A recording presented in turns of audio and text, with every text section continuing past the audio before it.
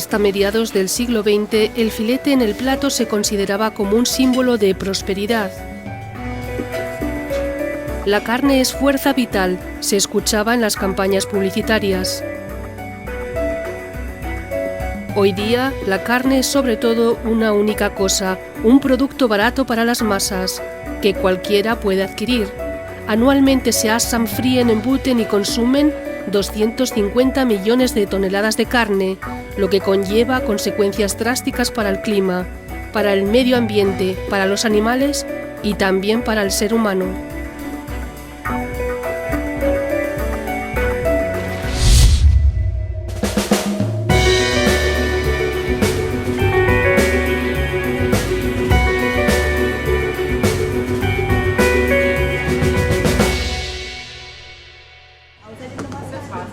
Desde el punto de vista nutritivo, la carne, según de qué clase sea, consta de hasta un 10% de grasa, aproximadamente un 20% de proteínas y un 70% de agua. Además de ello, contiene hierro, potasio y sodio, así como vitamina A, B, D y K. Son, por tanto, sustancias que nuestro organismo necesita para vivir. Sin embargo, ¿significa esto automáticamente que el consumo de carne es sano?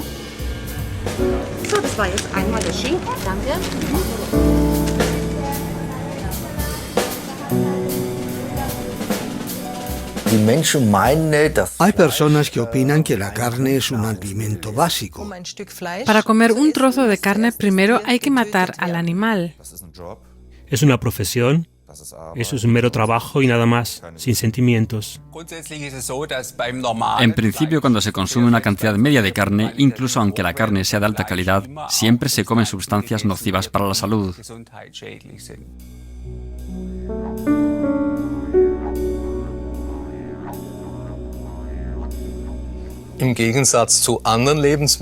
A diferencia de otros alimentos, la carne es un cadáver. Es un trozo de cadáver.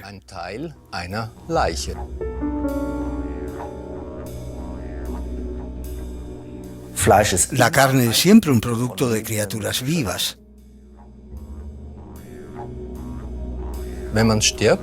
Al morir, la carne se vuelve rígida. Es lo que se llama la rigidez cadavérica. Al cabo de cierto tiempo se vuelve a ablandar. Es algo que se conoce en una carnicería. Se dice que la carne vuelve a ser comestible.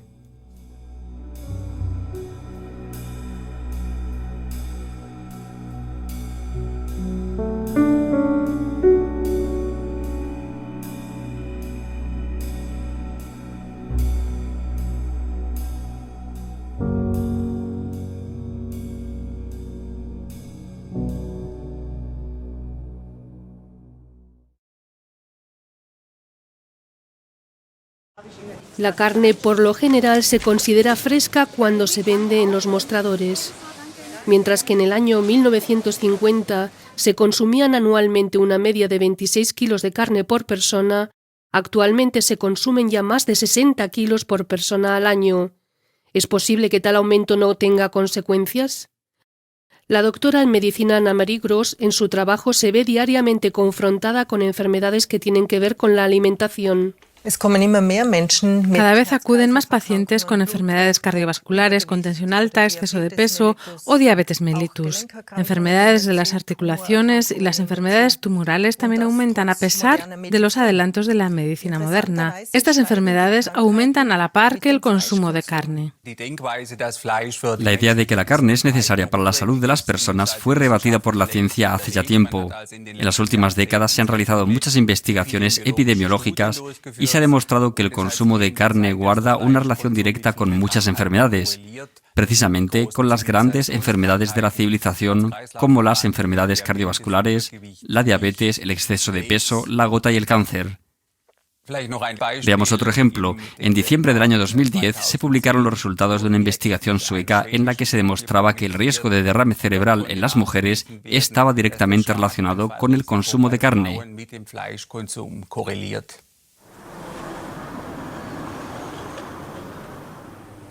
El doctor Hans-Günther Kugler es director de un laboratorio de micronutrientes. Uno de sus libros se titula Come vegetariano y olvida las enfermedades, porque entre tanto ya se sabe que las enfermedades de la sociedad de consumo suponen el 30% de los gastos totales del sistema sanitario, con tendencia a seguir aumentando. El consumo de carne está directamente relacionado con la obesidad. Es un hecho que la gente se vuelve cada vez más obesa.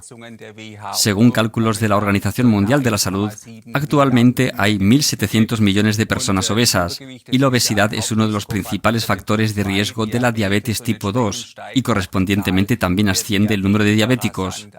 Por tanto, actualmente tenemos aproximadamente 285 millones de diabéticos. Y el consumo de carne es sin duda un factor importante que contribuye a esta enfermedad.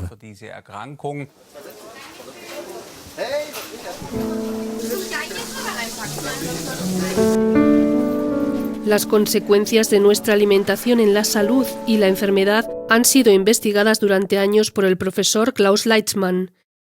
El director emérito del Instituto de Ciencias de la Alimentación de la ciudad alemana de Gießen es autor de varios libros de texto, algunos de los cuales son obras fundamentales en materia de alimentación humana. Considerando en conjunto todos los alimentos cárnicos, se puede comprobar que efectivamente en parte constan de sustancias nocivas para nuestro estilo de vida actual, es decir, el colesterol se encuentra solo en los alimentos cárnicos. Las grasas saturadas se encuentran predominantemente en los alimentos de origen animal. También por lo general y de promedio, en los alimentos de origen animal se encuentran más purinas, las que por último a través del metabolismo pueden producir gota. En mi consulta médica observo frecuentemente una relación directa entre las enfermedades de las articulaciones y el consumo elevado de carne. Las dolencias de las articulaciones hacen que las personas tengan que consumir muchos analgésicos o que tengan que caminar con muletas o con un andador.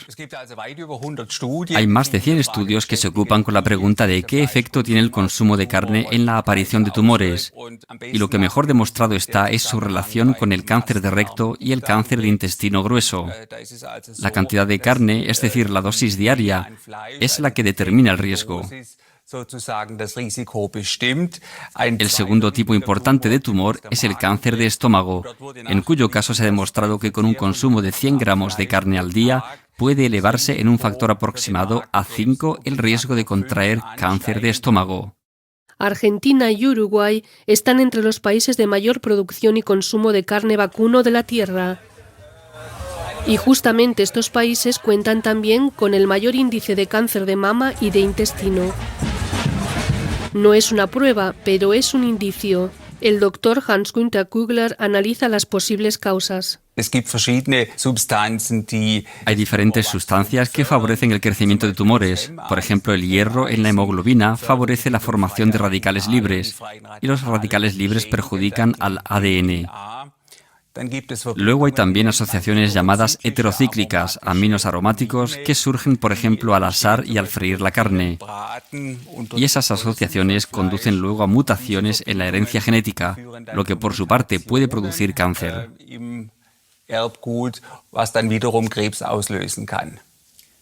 La carne como factor de riesgo de formación de tumores, gota y diabetes.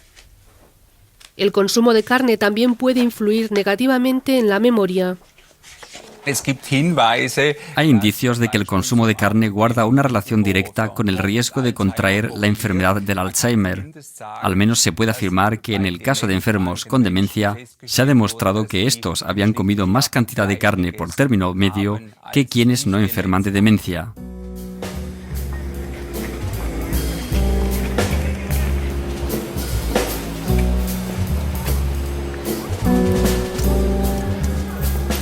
Por tanto, desde un punto de vista médico, se puede decir que la frase «la carne es fuerza vital» es una afirmación imprudente y además absurda.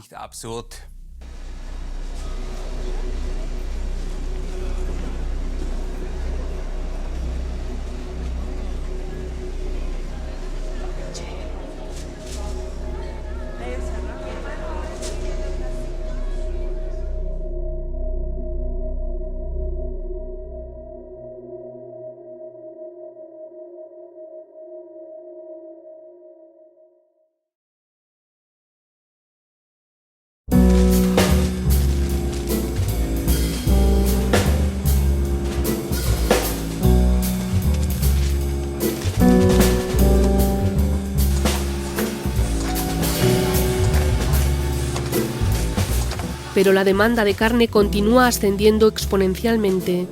Actualmente se consumen en todo el mundo 250 millones de toneladas al año. Ya en el año 2050 este número llegaría a duplicarse, según pronostica la Organización Mundial para la Alimentación. Henning Steinfeld es director del sector de la política ganadera.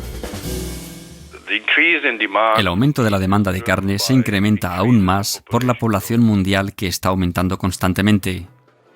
Sin embargo, la carne es especialmente inadecuada para alimentar a la creciente población mundial. El aumento de la demanda se cubre con animales que han de ser alimentados principalmente a base de cereal. La transformación de cereal en carne no se hace de forma especialmente eficiente. Por tanto, se producen grandes pérdidas. Esto ha llevado a que aproximadamente una tercera parte de la cosecha cereal mundial se emplee como forraje. Para producir una caloría en forma de carne deben emplearse hasta 30 calorías de alimento vegetal. La mayor parte de la energía alimenticia se pierde por el metabolismo animal, en los vacunos hasta más del 90%. Sin este desvío a través del estómago del animal, con la misma cantidad de soja y de cereal, podríamos alimentar a aproximadamente 10 veces más personas. El incremento del consumo cárnico hace que los precios se disparen. Debido a los precios tan altos, es difícil para los pobres abastecerse suficientemente de alimentos. 6 ovejas, 8 vacas, 25 conejos, 33 cerdos y 720 gallinas. Este es el promedio de animales que consume el europeo en el curso de su vida.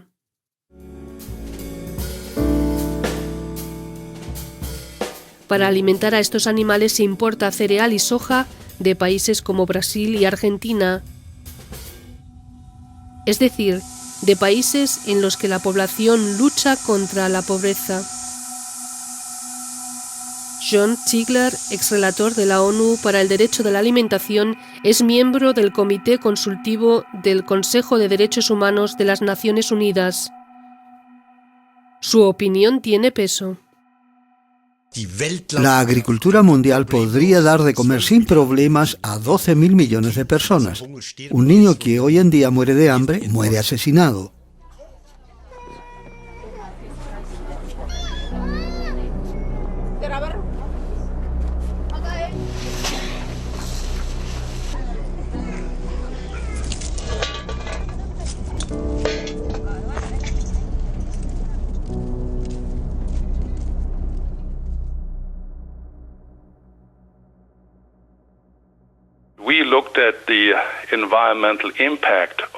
Hemos investigado los efectos de la producción ganadera global sobre el medio ambiente, especialmente las emisiones que afectan al clima, el consumo de agua y la biodiversidad. En conjunto, la ganadería es responsable por el equivalente a la emisión de 7.100 millones de toneladas de dióxido de carbono. En aquel tiempo correspondía al 18% de las emisiones totales de efecto invernadero causadas por el ser humano. En ellos hay que nombrar en primer lugar al dióxido de carbono, mientras que lo más grave es que la ganadería intensiva contribuye en una gran medida a la deforestación.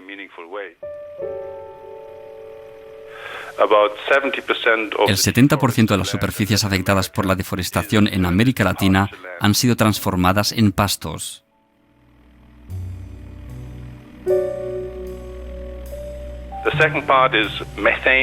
En segundo lugar está el gas metano. En este caso, las emisiones en sí provienen del mismo animal, es decir, de los estómagos de los rumiantes. En tercer lugar, los ácidos nítricos, fuertes gases climáticos con un potencial de efecto invernadero 300 veces más grande. Provienen directamente de los residuos fecales resultantes, así como también del intenso empleo de abonos en las plantas para forraje.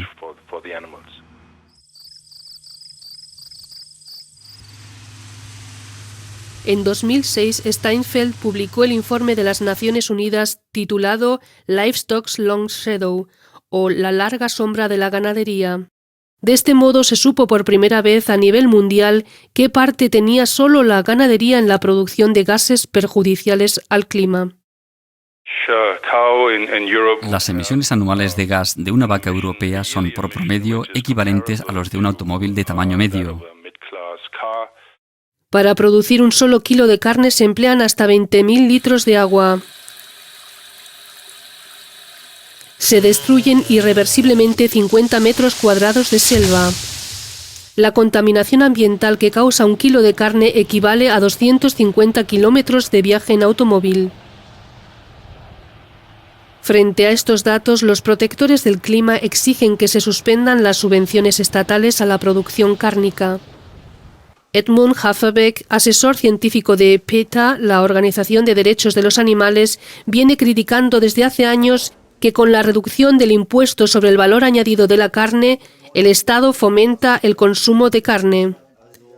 En Alemania, por ejemplo, los productos cárnicos se gravan con un impuesto del 7% en vez del 19%.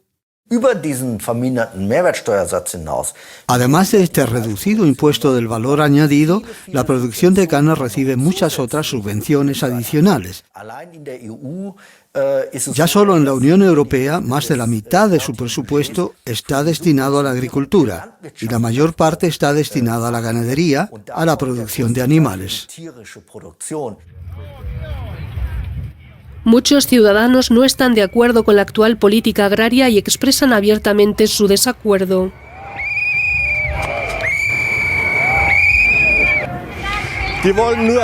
Ellos solo quieren una cosa: dinero, dinero, dinero y más dinero. Las subvenciones deberían recibirlas los que realmente trabajan de forma ecológica y social. Y Alemania, con su política agraria nacional, tampoco debería financiar los grandes establos de ganadería intensiva. Este sería el punto. La carne es peor que el alcohol, la carne es peor que el tabaco, la carne es peor que los licores. Y por eso, lógicamente, la carne debería gravarse con un impuesto cárnico.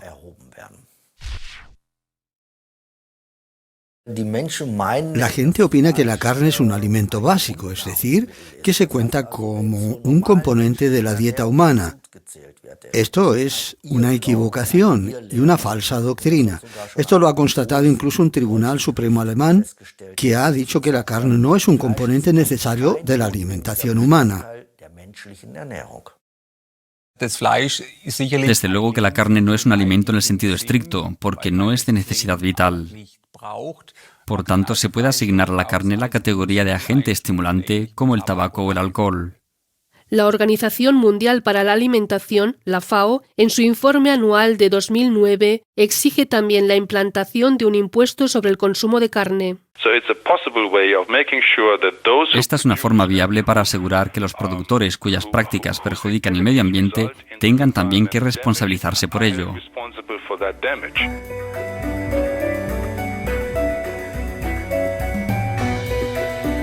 El cambio climático avanza al margen de esta discusión. Globalmente, la década entre los años 2000 y 2009 ha sido la década más calurosa medida, seguida por la década del 1990, que a su vez fue más calurosa que la de 1980. No se ha visto aún un cambio.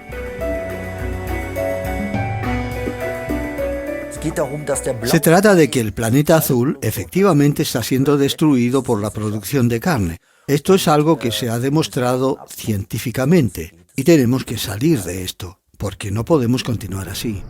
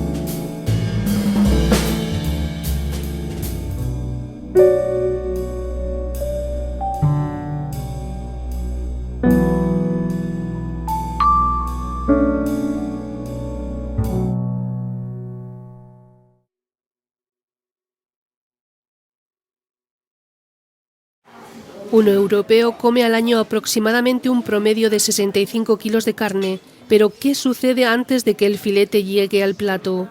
Edmund Haferberg explica lo que tiene lugar en mataderos y empresas de ganadería masiva. Cuando se va a estas instalaciones en las que viven decenas de miles de animales como pavos o gallinas, o en el caso de cerdos, varios miles de ellos, cuando uno visita esta clase de establos, ve y reconoce lo que significa en realidad la ganadería intensiva o la ganadería masiva.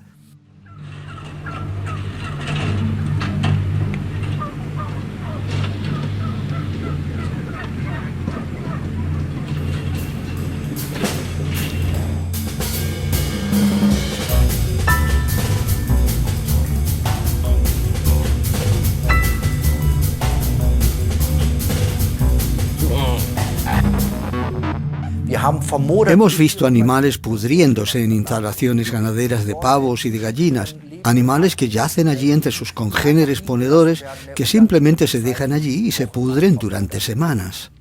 La tasa de mortalidad es de hasta un 10%, lo que significa que en el transcurso del periodo de alimentación de cría simplemente se mueren.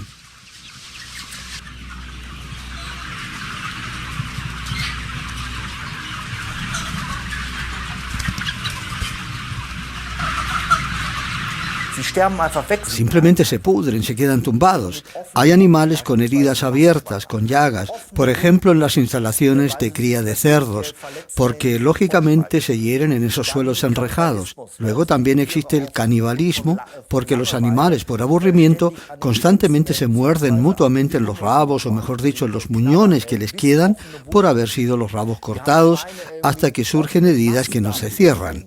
Hemos visto cerdos con los intestinos colgando. A estas empresas no va ningún veterinario y trata a estos animales, porque simplemente económicamente no es rentable.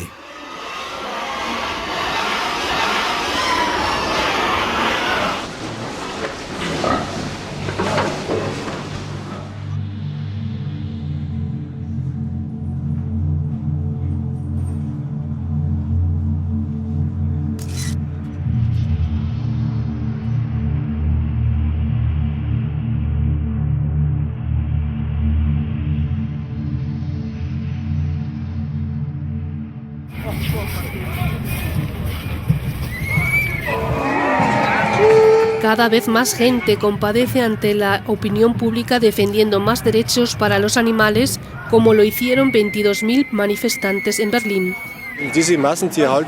La ganadería intensiva es una auténtica tortura de animales, es una porquería. Y que luego se vende esa carne para que la coman los seres humanos, no encuentro palabras para expresar esto.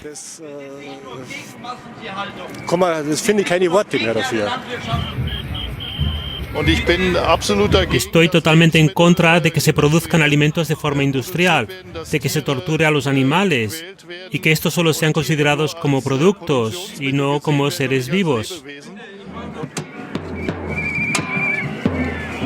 ¿La crianza masiva de animales debería pertenecer pronto al pasado? El escritor y periodista alemán Hans Ulrich Krimm lo duda. Ha creado un pool de información sobre temas de alimentación y de salud y dirige una mirada detrás de los bastidores de la industria de la alimentación. No es que la situación que tenemos sea así por casualidad, sino que la situación es así porque muchos están interesados en que sea así. Si usted, viajando por zonas del norte de Alemania, en las que se practica la tortura de gallinas, miran los concesionarios de coches del lugar, verán que tienen potentes jeeps americanos, enormes concesionarios de Mercedes, etc. Por tanto, en estas zonas en las que domina la ganadería de torturas, las personas viven muy bien de la práctica de la ganadería de tortura. Creo que es muy importante que en algún momento dejemos de hacer todo lo que reporta beneficio y ganancia económica. En el caso de los alimentos, la cosa no tiene ninguna gracia. No pueden dar de comer a los animales así, en medio de la porquería, solo para que la industria forrajera haga millones de ganancias. Son animales y hay que tratarlos igual de bien como queremos que se nos trate a nosotros. Cada cual debe comenzar por sí mismo, comenzar a comprar alimentos ecológicos muy conscientemente. Pienso que el consumidor tiene mucho poder. ¿Qué efectos tienen sobre el consumidor este tipo de llamamientos? En el marco del segundo Estudio Nacional sobre el Consumo en Alemania, El 70% de los encuestados declararon que para ellos es un criterio importante a la hora de comprar que la ganadería sea respetuosa con las especies animales. ¿Qué dicen los clientes de supermercado a este respecto en nuestra encuesta? La carne básicamente la compramos solo a nuestro carnicero, porque ahí sabemos de dónde proviene la carne. Pero la carne del carnicero de la esquina, ¿proviene realmente de animales felices?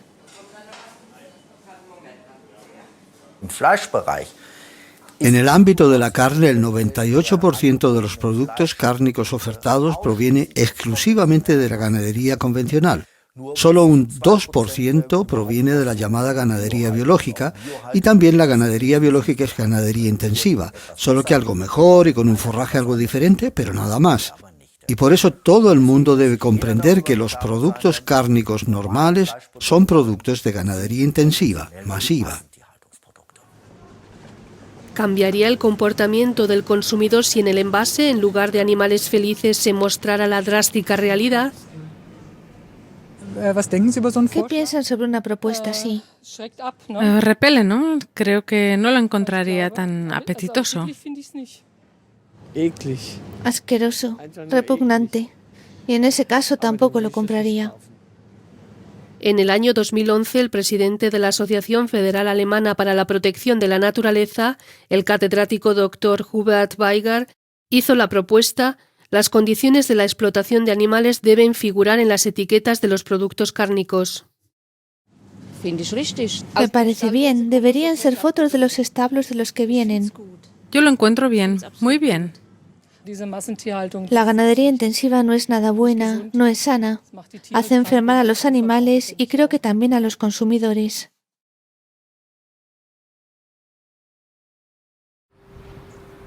Al consumidor se le ahorra ver la matanza que queda confinada a los mataderos. Hubert Liebertz fue matarife y describe gráficamente el proceso de una matanza de cerdos.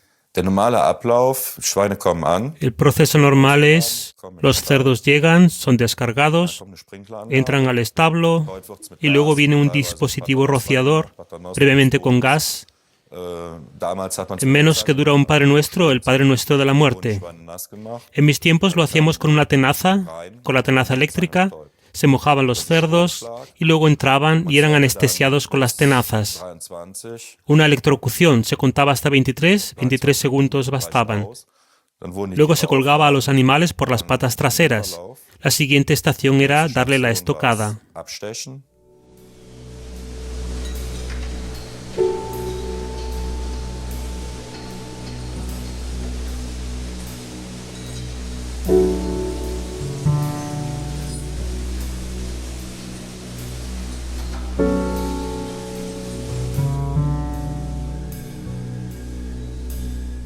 En un matadero alemán medio se despachan 200 cerdos por hora. El proceso de trabajo es racional y totalmente estructurado. El establo, el matadero, los frigoríficos y la planta de aprovechamiento de los intestinos están directamente unidos.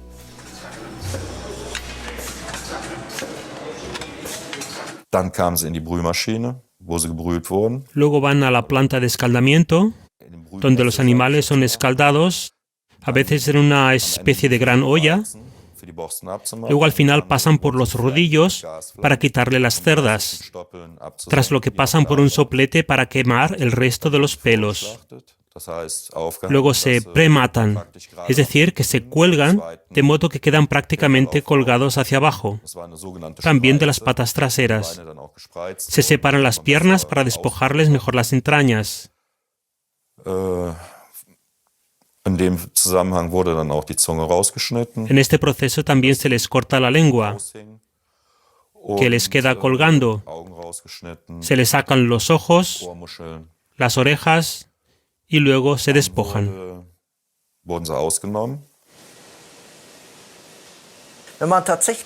Si los mataderos se abrieran realmente al público, a un gran número de personas, yo diría que la mayoría de la población dejaría de comer carne para siempre, porque lo que sucede en los mataderos es horrible.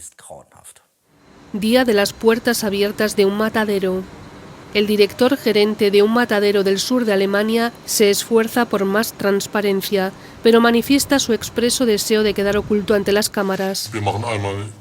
Una vez al año hacemos una fiesta en el matadero, una fiesta familiar formal, para acercar a los familiares de los trabajadores el tema de la carne.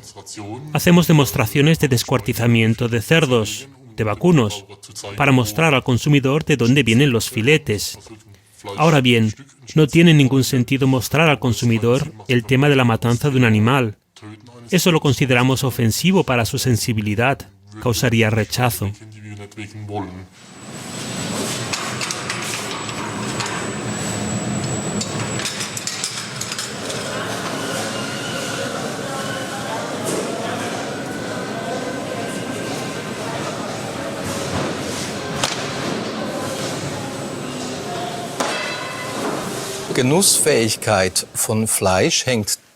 El disfrute de la carne está muy relacionado con el hecho de que en el músculo no hay sangre.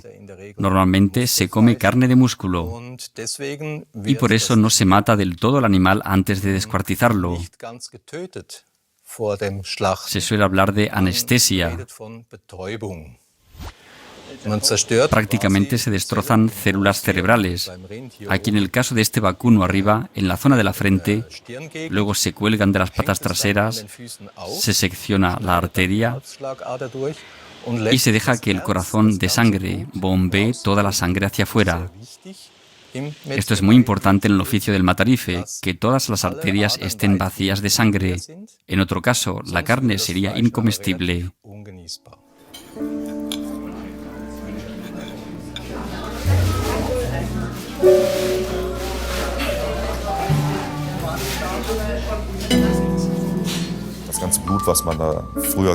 Toda la sangre que se veía antes, cuando se le clavaba un cuchillo a un toro o a una vaca, no se perdía una cantidad como de un vaso de cerveza o de Coca-Cola, sino que eran toneles.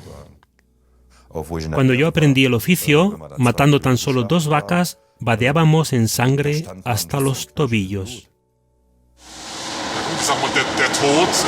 Digamos que la muerte previa a la producción de alimentos, a fin de cuentas, forma parte de la vida.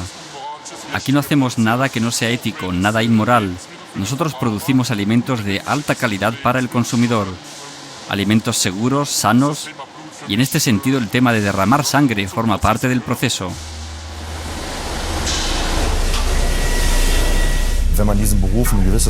Cuando se ejerce esta profesión durante cierto tiempo, uno se embrutece si se queda solo en la tropa de matarifes. Simplemente uno se embrutece.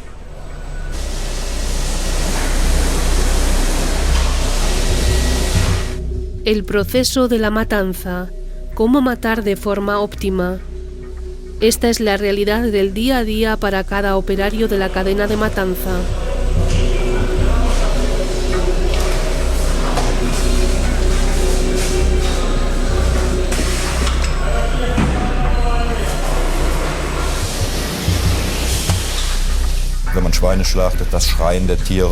Cuando se matan cerdos, los gritos de los animales cuando le miran a uno, las vacas con sus grandes ojos, hay veces en las que uno se dice a sí mismo, por favor, no, esto no lo puedo hacer por mucho tiempo.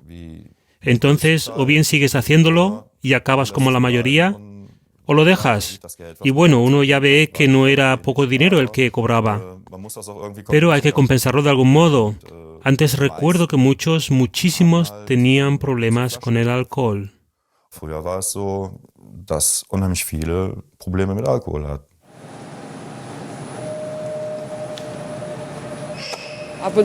Como de vez en cuando un filete, si no conozco personalmente al cerdo, está bien.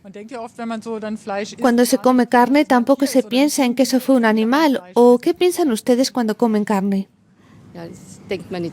No, no se piensa en eso, pocas veces. ¿En qué se piensa entonces? Pues en llenarse.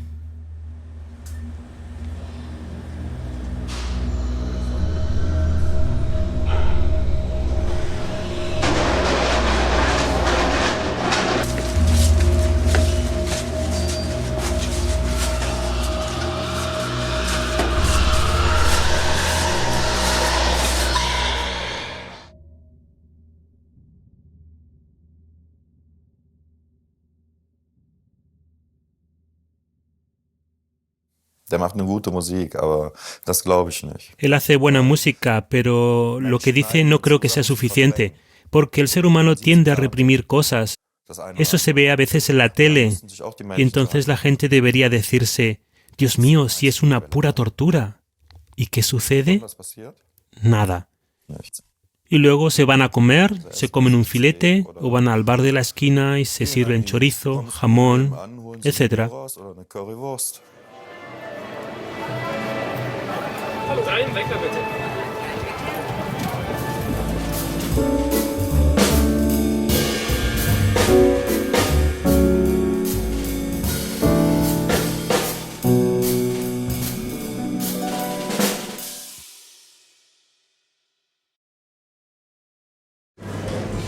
¿La carne ecológica es la solución?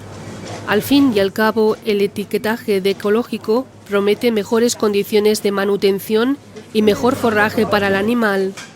Además, menos toxinas en el producto final. Especialmente después de los escándalos de la dioxina y de los antibióticos, asciende la demanda. ¿Son buenas razones para tranquilizarse la conciencia? Dennoch ist Biofleisch. A pesar de ello, la carne ecológica es carne. La carne es siempre un producto obtenido de criaturas vivas que naturalmente han sido matadas para la obtención de esta carne, también en el caso de la ganadería ecológica. Hemos filmado secuencias en este tipo de mataderos rurales donde los animales ecológicos, los animales que, como se dice, se matan de forma ecológica, se matan con la misma técnica. Los cerdos y los vacunos convencionales se elaboran con toda la técnica, igual que los vacunos biológicos o los cerdos biológicos. No hay diferencias. Un cerdo tiene una coincidencia genética de un 98% con el ser humano. Por este motivo, este animal es interesante para el hombre como donante de órganos. Los cerdos son considerados igual de inteligentes que un niño de 3 años. Lloran, sienten tristeza y miedo.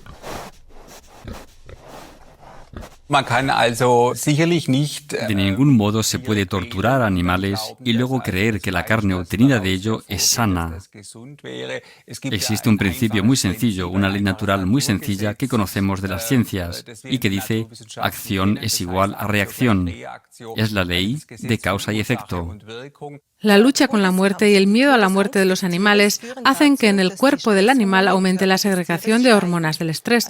Un estudio de Grecia, el estudio de Ática, demuestra que hay una ostensible relación directa entre el consumo de carne y el miedo. En este estudio se investigó cómo el consumo de carne tenía un efecto sobre el estado psíquico.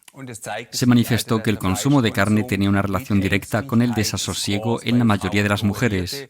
En mi consulta hago experiencias parecidas. Hay pacientes que dicen que cuando comen mucha carne están más irritables, más agresivos.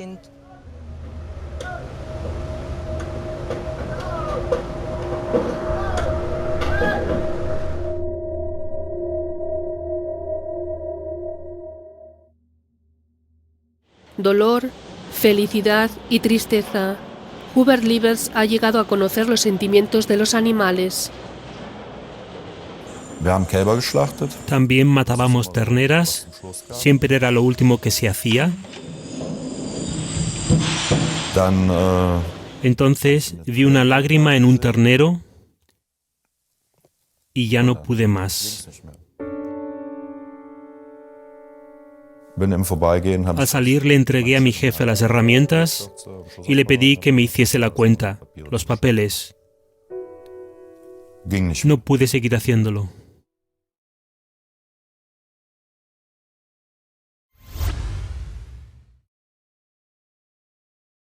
La carne es vital para el productor de carne, pero no para la población.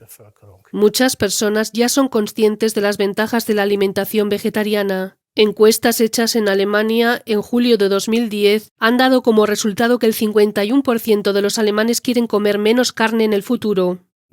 Esto lo demuestran también muchos estudios internacionales sobre el vegetarianismo, especialmente de los Estados Unidos, de Inglaterra, así como de Alemania. Indican que el promedio de los vegetarianos tienen mejores parámetros de salud. En Alemania se hizo también el famoso estudio del Centro de Investigación contra el Cáncer sobre el vegetarianismo. En este estudio se investigó durante 21 años cuáles son los efectos del consumo de carne.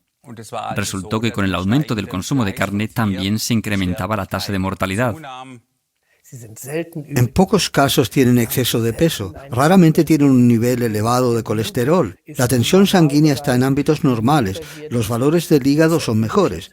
En un promedio todo es mejor. Quien quiere hacerse vegetariano ya no es marginado. Ahora para empanarlo lo hacemos como siempre. Claro está, la pregunta es si se puede rebozar sin huevo. Yo espero que aquí me resulte bien, porque funciona. Lo que necesitamos para esto... Los cursos de cocina vegetariana se están haciendo muy populares y aún así a muchos les cuesta echar por la borda costumbres alimenticias adquiridas durante muchos años. Christoph Michels anima a los participantes de su curso. Cuando a uno le ha gustado comer carne, le gustan también los sabores fuertes. Por eso, precisamente en la primera fase del cambio de dieta, condimenten bien sus platos. Hacen todo lo que puedan, sazonen y condimenten intensamente. Cocinen las verduras de la misma forma como cocinaban la carne. Ahora se lo voy a demostrar. Lo que tiene su encanto, lo rico, también en las salchichas y la carne a la plancha, es lo quemado, la costra. De ahí viene el aroma. Ahora tenemos la posibilidad de asar las verduras del mismo modo. Podemos freír, podemos rebozar. Tenemos abiertas todas las posibilidades de generar esos factores de sabor, que no son idénticos, está claro, pero son tan parecidos que me digo, esto es un buen plato, con buen sabor, muy intenso. Sin embargo, ¿el ser humano como antiguo cazador y recolector no ha comido carne desde siempre? Aquí hay que comprobar que en este tiempo pasado, en los últimos 50 millones de años, al menos durante 45 millones de años fuimos herbívoros, comiendo frutas, hojas, cortezas, raíces, flores, nueces, frutos secos. Los científicos están bastante de acuerdo en ello. Todo este tiempo de desarrollo tan largo, naturalmente ha marcado nuestra anatomía, el cuerpo, así como nuestra fisiología, el metabolismo. Si comparamos los típicos animales carnívoros y los típicos animales herbívoros, comparados con los datos fisiológicos y anatómicos, preguntándonos luego ¿en qué grupo se incluye mejor al ser humano? La respuesta es clara: corresponde mejor al grupo de los herbívoros. A mí siempre me ha gustado comer bien. Antes comía carne, hoy soy vegetariano. El placer de comer no se queda corto de ninguna manera. Se disfruta maravillosamente. Lexi.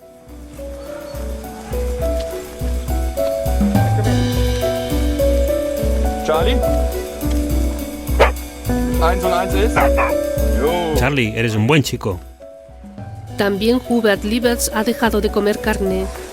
En su dieta actual se encuentran principalmente platos vegetarianos.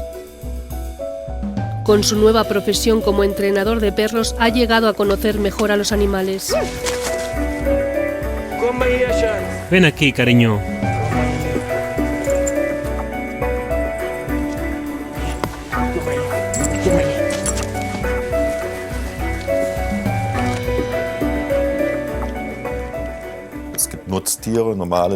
Se habla de animales útiles, de animales normales, pero a mi modo de ver, cada animal tiene sentimientos.